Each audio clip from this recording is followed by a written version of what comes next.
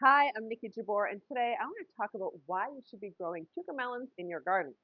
Now, I first started growing this crop about 15 years ago and love it so much that I featured it in my award-winning book, Veggie Garden Remix.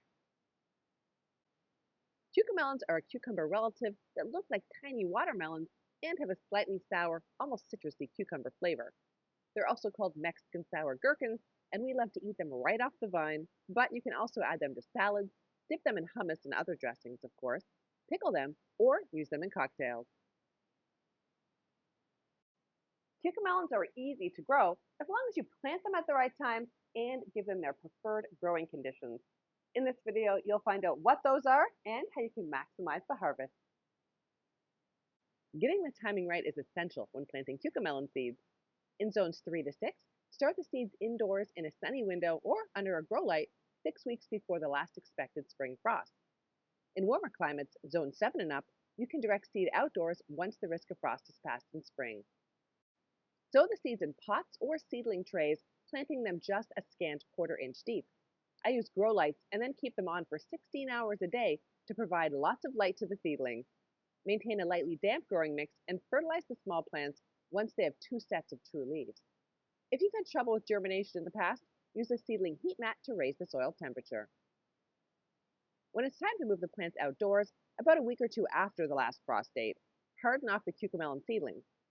Transplant them to a garden bed or large container where they'll get full sun, and be sure to work some compost into the soil. Ideally, plant them at the base of a sturdy trellis or provide netting or another support for the vines to climb.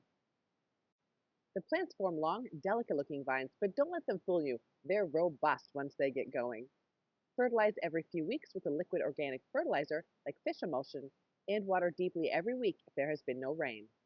Cucamelon flowers are insect pollinated, so be sure to plant flowers like zinnias and sweet alyssum around your cucamelon plants to entice the bees. Once the fruits are around 3/4 of an inch long, start to pick them. The small to medium-sized fruits have the best quality and flavor. Once they get over mature towards the end of the growing season, the sour flavor is stronger. Harvest often as the plants produce a lot of fruits. At the end of the growing season, save seeds from mature cucamelons by squeezing the seeds and pulp into a jar, adding a bit of water and letting them ferment for a couple of days. Then rinse with clean water and spread the seeds to dry on a paper plate for another few days or until they're fully dry. Be sure to subscribe to my channel to get more helpful videos on growing your best garden ever. Happy growing!